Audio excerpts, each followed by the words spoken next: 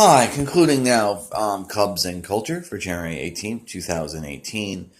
Um, this is okay, so the issue of pace of play has been framed as young millennials and next gen not being interested in the sport, um, as it's too slow. And I'm wondering, however, how much of this impression of it being too slow is actually like it's a catch-22. Like because baseball is leisurely. It's a leisurely sport. It's a leisurely sport. It's never ever going to have, again, like the rhythm of basketball. So I've always been wondering how much of people saying, "Oh, it's too slow," is because they haven't experienced enough of the game in the proper context to really give a much more specific example. Let me give you something of an example. I don't like basketball because I have the almost certainly false impression that because every single scoring drive ends with two points or a field goal, which is 3 points, that by far and large, most of the sport, because it seems to me, and again, this is probably false. It's almost certainly false because I don't watch a lot of basketball. That it seems to me whoever has the ball last wins every single time in basketball, just because the rhythm of the game is pretty much every single scoring every single time an offense has the ball, they win. They get 2 points or 3 points, or whatever. I know. I'm saying I'm not claiming that's true. I'm explicitly saying it's a false impression I have because I don't watch a lot of basketball. And so I think baseball being a leisurely sport, people have a tendency to feel like it's slower than it actually is, because even though the average game is 3 hours, that's the mean. It's not the medium and it's not the mode. So it's just the average. The mean is 3 hours. So there's some times in which you get two pitchers locked into a pitcher's duel, and all of a sudden the game is 2 hours long. That happened a couple times with the Cubs last year. So I'm wondering how much of this alleged impression that next gen and millennials have is because they don't have a good enough sort of background experience with the sport. They're like, I don't have a good enough background experience with basketball to say why my false impression about who has the ball last wins the game. So, and this is why I think rising costs, especially to go to a ballpark, is such an issue, because baseball is best experienced in sort of a split experience of micro versus macro, where it's a game that you experience a single game of every single day, or you're focusing on this one pitch or this one at bat. But then you also have to keep in mind this entire, like how the season going, or the sort of the big picture of the that over 600 plate appearances, Javier Baez will strike out 144 times, or whatever the numbers are, etc. So it seems to me that to really get into baseball, now granted, I watch basically every single Cubs game, and then I catch about a fourth of the Diamondbacks game and a splattering of other games here and there. So it might just be that I'm a super fan, but it seems to me that to really appreciate baseball, you have to catch, maybe not live, maybe not from beginning to end, but you have to catch whatever teams you're following about half their games to fully appreciate, and not like the first half, second, like at least half the games distributed equally across the season, to really get a sense of how the sport is playing, like sort of the not only rhythm of games, but also sort of the ebbs and flows and the rhythm of a season. And so because of that, you need to get people into, like, you can't just watch a baseball game and go, yeah, it's okay. To really get a flavor of the sport, you need to watch it for a long, not for, and I don't think saying you need to put years of tutelage into baseball before you can enjoy it. I'm saying you can't just watch a game in April, then in August, and say, yeah, blah blah blah. The sport's too slow because the game is best seen as both a daily occurrence that you look at in the long term. Now, the reason why I think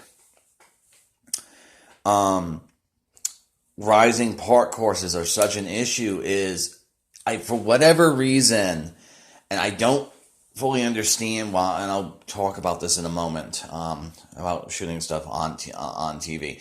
The game is better either in a park or simply listening to it on the radio. And in the park, it's all about the fact that you can see everything, the plays, and as the sort of the panoramic view of the at play as it's happening, and the cutting in on TV sort of breaks up the play and doesn't fully work. And then on radio, you're just listening to the game unfold as it's happening and sort of being described. So it's not fractured the way in which is on TV. So I think it's possible, and the shooting style of baseball has gotten better over the years, but I think it's possible to enjoy a baseball game on TV, obviously, because I watch most games on TV. But you sort of do need to be able to go, like in a single year, go to 5 or 6 games for the same team at different points in the season to fully get a flavor of how that season's going, and sort of the actual experience of the sport, which is in the ballpark. But again, just going back to, if you want really good tickets, if you want pretty solid tickets if you're a family of 4, and you want, you don't want nosebleeds, it's really easy to spend $1,000 for a Cubs game. But let's just cut that in half and say $500 between tickets and concessions, which is not all. That's $125 a person. It's really easy to spend that at Cubs games. But times that by 6, and all of a sudden for your live baseball is $3,000. That's a lot of money for a lot of people in this country. And if the TV revenue is down, that has everything to do with, you need sort of to go to several dozen games over the course of your lifetime to have how it feels in the park, to make the TV, watching it on TV feel like baseball. Because, and this is sort of the point I want to get at, I don't understand, maybe it's just a technological thing, I don't understand why, or maybe they've tested it and other people don't like it. I don't understand why on TV there's only one view. We have screen within a screen, because what I would do, and I actually think the best way of watching, a baseball game is to have be at the park and then have a monitor that shows that angle that's always on TV of the pitcher pitching, from you're behind the pitcher and you're seeing that. That way you get the micro view of what's happening between batter and pitcher really well, but then also you can just look up and you have the crowd and you have the sort of the panoramic view of what's happening in the sport, in the game at that particular moment. So you get the sort of the best of both worlds. But the point of the matter is, I don't understand why on TV there isn't sort of a split screen with the one that you see all the time now, with the camera shot behind the pitcher as sort of the main view, but down on the bottom you put a camera in like the press box and you have the entire field at once. Maybe other people would find it distracting, but I feel like that would be a better way of experiencing the sport. So the other thing I want to point out about this, about way in which people can be effectively locked out of the baseball games because of it's so important to experience the game sort of every single day, is blackout and TV deals. And I have a good example about this with the Dodgers. Yes, I'm picking on the Dodgers. Shocking. Give me another one, please. So most people are fans of their a particular fan because of either geographic location or family history. In my case, it's a little bit of both. I lived in Chicago for 4 years, and then I was a huge Cub fan because my parents encouraged me as a kid to take a second team for the Red Sox. And I'm like, who hasn't won the World Series in a long time other than the Red Sox? And like Cubs, I'm like, I'll be a fan for them. So yeah. Anyway, so the Dodger TV deal is terrible, absolutely terrible. Because of the way in which they're, again, player salaries, a quarter of $1 billion, etc. For the Dodgers, there's places in LA County where it is literally impossible to get Dodgers game because not being able to get Comcast. Or was it either Time Warner or Comcast. And the way in which the broadcasting rights are tied to the I think it's Comcast, tied to Comcast. Or in my case, because of the way in which I get it, because streaming issue isn't really always there, is I have 19 games I lose a year because I can't get Cubs games when they're playing the Brewers.